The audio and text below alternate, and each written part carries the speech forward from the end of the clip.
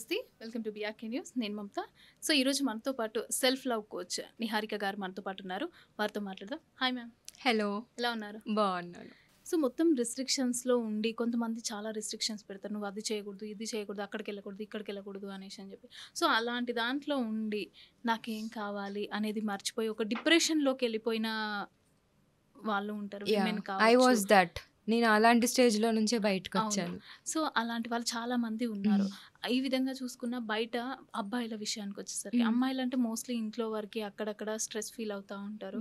So బయటికి అంత చాలా తక్కువ బయట విషయాల గురించి పట్టించుకోవడం. బట్ మెన్ అలా కాదు, బయటకు వస్తారు, తిరుగుతారు, బయట ఫ్రెండ్స్ ఉంటారు, వాళ్ళు 24 hours తిరగమన్నా తిరుగుతారు. సో బట్ వాళ్ళు కూడా సమ్ టైమ్స్ లోన్లీగా ఫీల్ అవుతున్నారు అనేసి అని చెప్పి బయట చాలా వరకు ఉంది. సో వాళ్ళు మనకేం కావాలి, నాకేం కావాలి అనేది డిసైడ్ చేసుకోవడం ఎలా అసలు? సో చూడండి, లోన్లీనెస్ అనేది ప్రస్తుతం ఉన్న జనరేషన్లో నాట్ ఓన్లీ మెన్, ఎవరికైనా ఒక పర్సన్ మొబైల్ లేకుండా ఎంతసేపు ఉండగలుగుతున్నారు? అస్సలు లేదు. 2 క్షణమైన నిమిషాలు కూడా ఒక్క 5 నిమిషాలు మొబైల్ పక్కన పెడితే ఛార్జింగ్ పెట్టి మరి మన ఇంట్లోనే మనం చూస్తూ ఉంటాం. సో ఎప్పుడు కొంచెం సేపు మనం డిస్ట్రాక్షన్స్ అన్నిటికీ దూరంగా కళ్ళు మూసుకొని కూర్చుంటే మనకు అర్థమవుతుంది. స్టార్టింగ్లో చాలా థాట్స్ వస్తాయి, తట్టుకోలేము. వాళ్ళు అదన్నారు, వీళ్ళు ఇదన్నారు, మనకు బాధ వస్తూ ఇలా ఉంటుంది. చేస్తే అలా అంటారు. అన్ని చాలా అసలు ఎలాంటి మన లైఫ్లో జరిగినవన్నీ మనకు కనపడుతున్నాయి. చూడండి, మనం యాజ్ అ చైల్డ్ మనం ప్యూర్గా వచ్చాం, అవును. ఏమీ లేదు బ్రెయిన్లో. ఇవన్నీ మనకు మెల్లిమెల్లిగా ఫామ్ అవుతూ వచ్చాయి.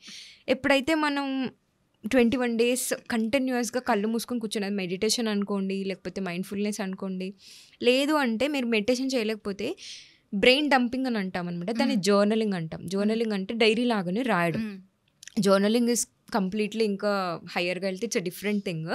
బట్ బేసిక్గా చెప్పాలి అంటే అసలు మీ బ్రెయిన్లో ఏముందో అదంతా రాయండి. నేను ఫస్ట్ టైం రాసినప్పుడు అయితే నాకు పేజీలు వస్తుంది అనమాట. ఎందుకంటే అప్పటి వరకు నాకు ఆల్మోస్ట్ ఆ టైంకి 28 years 29 years ఉన్నాయి, నా మ్యారేజ్ అయిన టైంకి. ఆ 29 yearsలో నా బ్రెయిన్లో ఏం జరుగుతుందో నేను ఎప్పుడు చూడలేదు. లోన్లీనెస్ వచ్చినప్పుడే అరే నాకు ఏమవుతుంది, అసలు నాకు ఏం కావాలని అప్పుడు నేను అసలు రాస్తూ కంటిన్యూస్గా రాస్తూ వెళ్తే నాకు అర్థమైన ఒక విషయం ఏంటి అంటే నేను కంప్లీట్గా ఒక దగ్గర ఆధారపడిపోయి ఉన్నాను. ఇది డిపెండెన్సీలో నుంచి నేను బయటికి రావాలంటే నాకేం చేస్తే నేను ఇండిపెండెంట్గా అవుతాను అనేది చూడాలి. చూడండి, హ్యూమన్ లైఫ్ అంటే ఎవ్రీథింగ్ ఈజ్ ఇంటర్ కనెక్టెడ్. కంప్లీట్గా మీరు ఎవరు లేకపోయినా ఒక్కదాన్ని బతుకుతాను అనేది సాధ్యం అవ్వదు.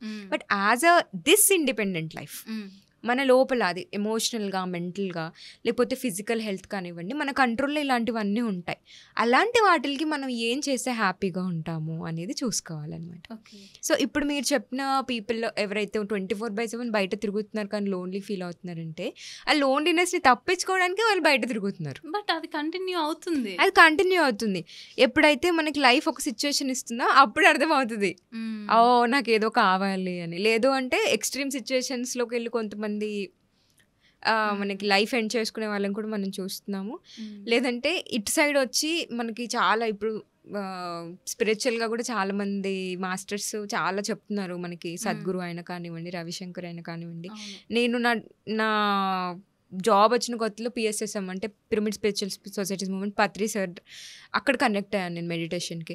సో మనం ఒక్కసారి లైఫ్ అంటే ఏంటి అనే సైడ్ వెళ్ళాము అంటే మనకు ఆన్సర్స్ దొరకడం స్టార్ట్ అవుతుంది. ఓకే, సెల్ఫ్ లవ్కి ఏమైనా గ్యారంటీ ఏమైనా ఉంటుందంటారా? గ్యారంటీ అంటే ఇంతవరకు మనం హ్యాపీగా ఉండొచ్చు, లైఫ్ లాంగ్ మనం హ్యాపీ, అదేదో సినిమాలో ఆరెంజ్ సినిమా లైఫ్ లాంగ్ నాకు కావాలి అని అనేసి అన్నట్టు అలా ఏమైనా ఉంటుందా? ఉంటుంది. ఇప్పుడు చూడండి, మార్నింగ్ నుంచి నైట్ వరకు మీతో పాటు జీవించేది ఎవరు? ఫ్యామిలీ, ఇంకా నేను, మీరు. సో మీతో పాటు మీరు ఎలా ఉండాలో మీకు అర్థమవుతే హ్యాపీ కదా. ఎవ్రీ మినిట్ మీరు హ్యాపీగా ఉండగలుగుతున్నారు. మన సరౌండింగ్స్ లో ఉన్న వాళ్ళని సాటిస్ఫై చేయడానికి మనం చాలా కష్టపడాల్సి వస్తుంది. ఎందుకు మీరు సాటిస్ఫై చేయాల్సిన అవసరం లేదు, ఎవరి సాటిస్ఫాక్షన్ వాళ్ళది. మనం ప్రయత్నిద్దాం. ఇప్పుడు ఆపోజిట్ పర్సన్ ఫీలింగ్స్కి మనకి ఎలాంటి సంబంధం లేదు. ఇప్పుడు చూడండి, నాకు మా హస్బెండ్ టైం స్పెండ్ చేయట్లేదు అన్న దాంట్లో నేను డిప్రెషన్లోకి వెళ్ళాను. బట్ అది తన తప్పేం కాదే. తనకు తెలిసిన దాంట్లో తను బెస్ట్ ఇచ్చాడు. ఎస్. ఇప్పుడు నేను వచ్చే సెల్ఫ్ లవ్ కోచ్ బట్ ఆ అండర్స్టాండింగ్ అనేది కంపల్సరీ కావాలి. ఇద్దరు సైడ్ నుంచి కావాలి. అదే ఒక సైడ్ నుంచి ఈ రకంగా అయిపోతూ ఇంకో సైడ్ నుంచి అర్థం చేసుకోకుండా అండర్స్టాండింగ్ అనేది లేకుండా ఉంటే అప్పుడు అది ప్రాబ్లం బ్రేక్ అవుతాయి ఖచ్చితంగా. కాబట్టి అసలు ప్రెజెంట్ మన కోసం అసలు నాకు ఏం కావాలనే విషయం నాకు క్లారిటీగా ఉండాలి. ఒకవేళ మీకు మ్యారేజ్ అవ్వలేదు అనుకోండి, మీకు అసలు ఏం కావాలి అనేది అర్థం చేసుకుంటే you have clear idea. Okay, నా నీడ్స్ ఇవి, నా ఎమోషనల్ నీడ్స్ ఇవి, లేదంటే నా పార్ట్నర్ నాకు ఇలా ఉంటే ఇష్టం. ఆ ప్రకారంగా మనం సర్చ్ చేయడం మొదలు పెడతాం. మనకి ఏం కావాలో మనకు తెలియకుండా మన పేరెంట్స్ లేకపోతే చుట్టుపక్కల సొసైటీ వాళ్ళ ఇన్ఫ్లుయెన్స్తో, వాళ్ళు ఏదో చెప్పిన థాట్స్తో మనం కనుక ఆ రిలేషన్షిప్లోకి వెళ్తే మనం హార్ట్ని ఇగ్నోర్ చేసేస్తున్నాం. ఇక్కడ సాటిస్ఫాక్షన్ వచ్చేది హార్ట్తో వస్తుంది కదా. సో ఎప్పుడైతే మనం హార్ట్ని ఇగ్నోర్ చేస్తున్నామో ఆ పర్సన్ మనకి ఎంత ఇచ్చినా కూడా హార్ట్ఫుల్గా సాటిస్ఫాక్షన్ అనేది మనకు దొరకట్లేదు. ఎందుకంటే మనం చుట్టుపక్కల చెప్పిన వాళ్ళ కండిషన్స్ ప్రకారంగా మ్యారేజ్ చేసుకున్నాం. కాబట్టి మీకేం కావాలి, అసలు మీరేంటి అనేది మీరు అర్థం చేసుకున్నప్పుడు you can select the right partner. అలా కాకుండా మీకు ఆల్రెడీ మ్యారేజ్ అయింది, ఓకే, నాలాగా మ్యారేజ్ అయ్యాక లోన్లీనెస్లోకి వెళ్ళి ఏం చాలా అర్థం కావట్లేదు, నో ప్రాబ్లం. మన చుట్టుపక్కల ఉన్న వాళ్ళు ఎవరూ మనకు సాటిస్ఫాక్షన్ ఇవ్వలేరు, మనమే ఇచ్చుకోగలం. నాకు ఆర్ట్లో సాటిస్ఫాక్షన్ ఉందనుకోండి, నేను ఆర్టిస్ట్ అవుతాను. ఆర్ట్లో ఇప్పుడు చూడండి, నాకు మ్యారేజ్ అనేది ఒక ఆప్షన్ లైఫ్లో. ఆ మ్యారేజ్ ఇప్పుడు నాతో పాటు నేను సంతోషంగా నా లైఫ్ లాంగ్ హ్యాపీగా ఉండగలిగినప్పుడు నా చుట్టుపక్కల కొంతమంది ఉంటే అది అడ్వాంటేజ్, బోనస్ అవుతుంది. కానీ వాళ్ళు ఉంటేనే నా లైఫ్ అనే డిపెండెన్సీ లేదు కదా నాకు. ఇప్పుడు అర్థమవుతుందా? సో నా దగ్గర ₹1,00,00,000 ఉన్నప్పుడు మీరు ఇంకొక ₹1,00,00,000 ఇస్తానంటే హ్యాపీగా తీసుకుంటాను. కానీ మీరు రూపాయి ఇచ్చినప్పుడే నేను బతుకుతాను అంటే ఇట్స్ ఆబ్వియస్లీ బెగ్గింగ్ లైఫ్. అది మనం ఎందుకు బెగ్ చేసుకుంటున్నాము అనేది మనం చూసుకోవాలి. సో మనకి ఈ మెంటల్ వెల్బీయింగ్ అనేది ఏ విధంగా ఉండాలి, మనం ఏ విధంగా చూసుకోవాలి, దీనికి సంబంధించి అంటే మనకు కావాల్సింది మనం వెతుక్కోవాలి. ఆ వెతుక్కునే ప్రాసెస్లో మనకు అర్థం కాదు, కన్ఫ్యూజ్ అవుతాం. సో ఎలా డిసైడ్ అవ్వాలి? మా లాంటి వాళ్ళ దగ్గరికి రండి. సో చాలా మంది తెలీదు, చాలా మందికి ఇలాంటివి కూడా ఉంటాయి అనేది తెలీదు. సో వాళ్ళకి ఎలా సజెస్ట్ చేస్తారు? సో మీరు ఫస్ట్ వెళ్ళి మీకు ChatGPT ఎరా వచ్చింది మనకి, మొబైల్ లోపలికి వెళ్ళి ChatGPTతో చాట్ చేయండి. వాట్ ఐ వాంట్ అని అడగండి డైరెక్ట్గా. అది కొన్ని క్వశ్చన్స్ అడుగుతుంది మిమ్మల్ని రిగార్డింగ్ వాట్, లేదంటే ఇక ప్రొఫెషన్లో చూస్తున్నారా, మ్యారేజ్లో చూస్తున్నారా, లైఫ్లో చూస్తున్నారా, లేదంటే హాబీస్లో చూస్తున్నారా. సో మీరు ఒకసారి మీకు ఎవరూ లేకపోతే ChatGPT AI ఉంది కదా, AIతో మాట్లాడండి. తనే సజెస్ట్ చేస్తుంది, మీరు ఇలా ఈ కోచ్ దగ్గరికి వెళ్ళండి, లేకపోతే పలానా కౌన్సిలింగ్ దగ్గరికి వెళ్ళండి అని. నైస్ కదా. ఒకసారి మీరు అలా ChatGPT లాంటివి చాలా వస్తున్నాయి మనకి. AI హెల్ప్ తీసుకోండి. ఏఐకి హ్యూమన్కి తేడా ఏంటంటే ఏఐకి నాలెడ్జ్ ఉంటుంది, బట్ హ్యూమన్ కనెక్షన్ అనేది మా దగ్గరకు వచ్చినప్పుడు we will understand you nonjudgmentally. ఇప్పుడు మీరు వెళ్ళి నేను ఒక అబ్బాయిని లవ్ చేస్తున్నాను, పెళ్లి చేసుకుంటాను అంటే మీ ఇంట్లో వాళ్ళు అపోజ్ చేయొచ్చు. బట్ అదే విషయం మీరు నా దగ్గరకు వచ్చి చెప్తే నేను మిమ్మల్ని అపోజ్ చేయను. ఎందుకంటే నేను నా కళ్ళతో మిమ్మల్ని చూడను, మీరేంటో మీ కళ్ళతో చూడడానికి ట్రై చేసి అప్పుడు నేను మీకు గైడెన్స్ ఇవ్వడానికి ట్రై చేస్తాను అనమాట.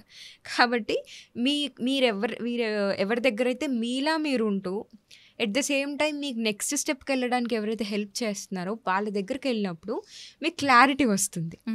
ఆ క్లారిటీ వచ్చినప్పుడు ఆటోమేటిక్గా మీ లైఫ్లో ట్రాన్స్ఫర్మేషన్ జరుగుతుంది. సో సెల్ఫ్ లవ్ కోచ్, నేను self love coach, but coaching, life coaching is చాలా మంది ఇప్పుడు కోచెస్ అవుతున్నారు. సో మీకు తగ్గట్టుగా మీరు ఎవరికి కనెక్ట్ అవుతున్నారో వాళ్ళ దగ్గరికి వెళ్ళి స్ట్రెస్ అయ్యి ఇదన్నీ అనుభవించిన తర్వాత ఇలా నేను వెళ్తే బాగుంటది అని డిసైడ్ అయ్యి లైక్ మీలాగే సో అలా ఎక్కువైపోతుంది. సో నాలాగా ఇప్పుడు నేనేంటి డిప్రెషన్ అంత డార్క్నెస్లోకి వెళ్ళాను కదా. నాకు అర్థమైన విషయం ఏంటంటే ఇంత డార్క్నెస్లోకి వెళ్ళాల్సిన అవసరం లేదు. నేను అనుభవించినంత డీపర్ డార్క్నెస్లో, అంత డిప్రెషన్లో వెళ్ళాల్సిన అవసరం లేదు. కాబట్టి ఈజీ పాత్ చూపిస్తున్నాను నేను సెల్ఫ్ లవ్ కోచ్. ఎందుకంటే నాలాగా ఎవరు మళ్ళీ చాలా లోతుల్లోకి వెళ్ళి ఏదో జరిగిపోయింది జీవితంలో అని అంత బాధపడొద్దు అని, నేను అనుభవించినంత అనుభవించొద్దు ఎవరు కూడా. ఈజీగా లైఫ్ని ఎలా హ్యాండిల్ చేసుకోవస్తుంది అనే దానికోసం నేను సెల్ఫ్ లవ్ కోచ్ అయ్యాను అనమాట.